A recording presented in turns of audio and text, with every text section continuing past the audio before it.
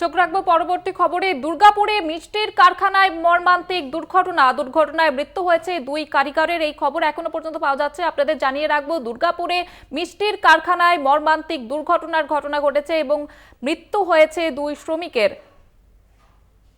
যে খবরের দিকে আমরা নজর রেখেছি, দুর্গাপুরে মিষ্টির কারখানায় মৃত্যু হয়েছে দুই শ্রমিকের এবং সেই ছবি আপনারা দেখছেন। আপনাদের আবারও একবার জানিয়ে রাখবো, দুর্গাপুরের মিষ্টি কারখানায় মর্মান্তিক দুর্ঘটনায় সেখানে মৃত্যু হয়েছে দুই কারিগরের, এমনই খবর পাওয়া যাচ্ছে।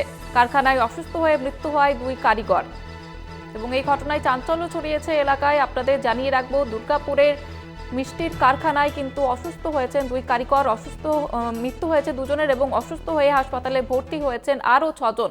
মৃত দুই যুবক বাঁকুড়ার বাসিন্দা, এমনই খবর পাওয়া যাচ্ছে। দুর্গাপুরের মিষ্টি কারখানায় মর্মান্তিক দুর্ঘটনা, সেখানে অসুস্থ হয়ে মৃত্যু হয়েছে দুই কারিগরের, অসুস্থ আরও 6 জন। কারখানায় অসুস্থ হয়ে মৃত্যু হয়েছে দুই কারিগরের এবং ওই যুবক, যেমনটা জানা যাচ্ছে, যে বাঁকুড়ার বাসিন্দা এবং আরও 6 জন অসুস্থ হয়েছে এবং তারা হাসপাতালে ভর্তি রয়েছে। আর এ বিষয়ে বিস্তারিত জানাবে সঞ্জীব, রয়েছে আমাদের সঙ্গে টেলিফোন লাইনে। সঞ্জীব, কি জানা যাচ্ছে, কি কারণে মৃত্যু হয়েছে? মূলত এখনো পর্যন্ত পুলিশের যে প্রাথমিক অনুমান, যে যে ঘরটাতে ওরা রাতের বেলা শোয় আর কি, যেখানে ওরা শুয়েছিল, এই 8 জন কারিগর, ওখানে একটা গ্যাসের সিলিন্ডার ছিল, ওই সিলিন্ডার থেকে গ্যাস লিক করছিল।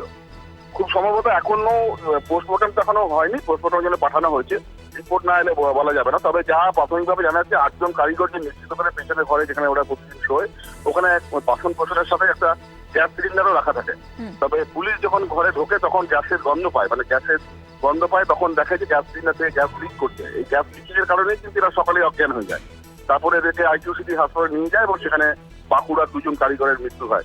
তো গ্যাস সিলিন্ডার থেকে গ্যাস লিক করার কারণেই, যেহেতু ঘরের সমস্ত দরজা জানলা বন্ধ ছিল, সেই কারণে এই গ্যাস লিকেজ থেকে মৃত্যুর ঘটনা বলে প্রাথমিক অনুমান। তবে এবার পোস্টমর্টম রিপোর্টে পরে জানা যায় যে শুধুই কি গ্যাস লিকেজের জন্য এই ঘটনা, নাকি এর পেছনে অন্য কোনো রহস্য রয়েছে। তবে এই ঘটনাতে পুলিশ মিষ্টির দোকানের মালিককে ডেকে পাঠিয়েছে, সমস্ত বিষয়ে তথ্য জানছে এবং কতটা সিকিউরিটি, মানে যারা এখানে কর্মরত ছিলেন 8 জন, তাদের সিকিউরিটির ব্যাপারে কতটা খেয়াল রাখা হতো সেগুলোও খতিয়ে দেখা হচ্ছে।